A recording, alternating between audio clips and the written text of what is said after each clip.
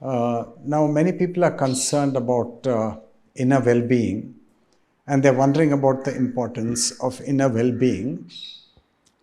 But honestly, inner well-being, on the face of it, is an ideal which we do not have. If we are honest, we have got to make that declaration right in the beginning. And then if we do not have that inner well-being, then what is it that we have?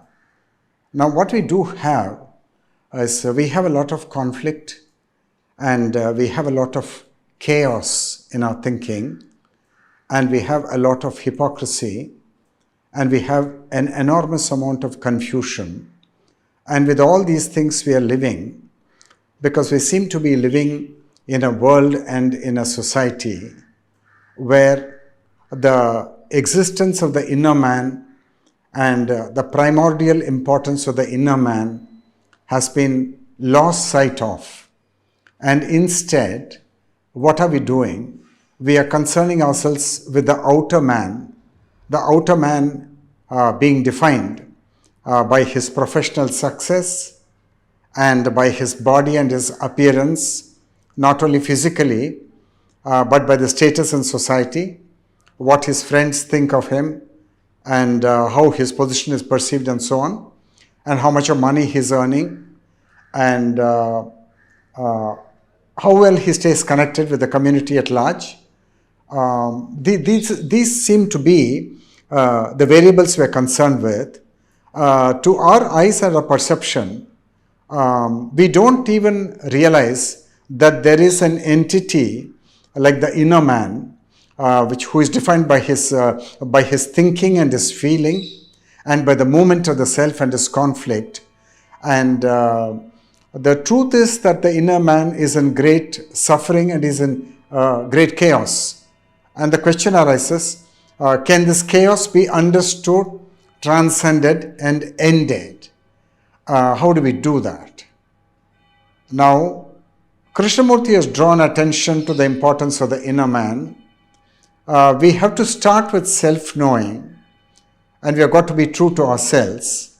And the initial impulse is that we deny the existence of suffering, and we deny that the inner man is suffering and that he is unwell. We deny that fact, and we don't want to hear anything seemingly negative.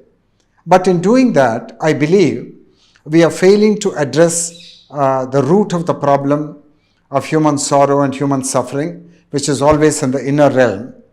And once you put your house in order, as the Master Krishnamurti says, by going very deeply into self-knowing, so that the self becomes very calm and falls silent, then you will find that one can live life without much effort. Well, to post a letter, you may have to go to the post office, and to drive your car, there has to be a little bit of effort. But on the whole, it's like a boat. You get into a boat, and the boatman is the divine, not us. And we just have to set sail along with the boatman, and we keep coasting. And then we will find that we are in harmony with life. And life has got three phases, the good, the bad, and the ugly.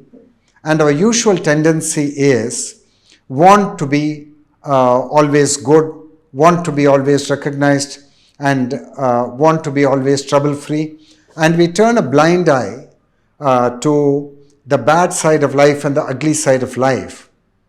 But when once our house has been put in order, and the inner man is silent, and intelligence has been awakened, then we embrace the totality of life, and we have a sense of harmony and wholeness with life in all its expressions, not just the expression of the so-called goodness which we are trying to seek all the time.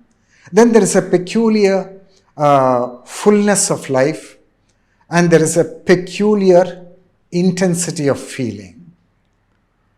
It's there all the time, that intensity of feeling. It's probably the ground of creativity. It's probably the very essence of who we are. And we have to act from that centerless center. There's no individuality there, but there's only an intensity and there is an essence. And from that we have to act depending on what is appropriate to the context of life. So, and it will invariably be right action, and it will be right speech. And that's a very peculiar thing. It's very hard for us to even listen to this and to receive it, but that's the truth. And I even go one step further. I say that when you have put your house in order and when you have renounced the former way of living, which is through the effort of the self, through the way of the self, then I would say another thing, that a peculiar thing takes place, that the entire universe somehow seems to offer you a helping hand. I don't know how to communicate this, but I found it true to my experience that just wishing for something, provided that wishing is not coming from the self, from the ego, somehow that wishing is automatically answered by the divine or by the universe, whichever way you want to see it. And there is a symphony and a harmony now after the inner man has been attended to, whereas formerly there was disharmony and conflict and enormous strife. So that is what happens to us when, and that is called inner wellness. We call this inner wellness, and it's very easily said, but how do you get it?